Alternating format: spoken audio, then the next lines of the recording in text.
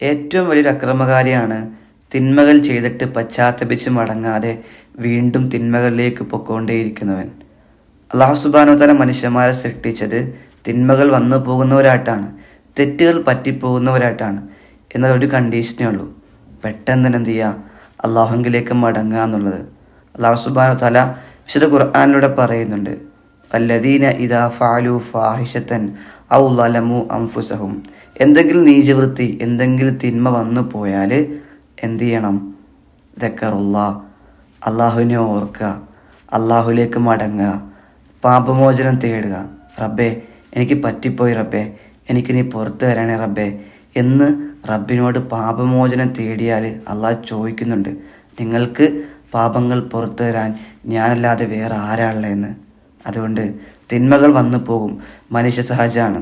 പെട്ടെന്ന് തന്നെ അത്തരത്തിൽ തിന്മ വന്നു പോയാൽ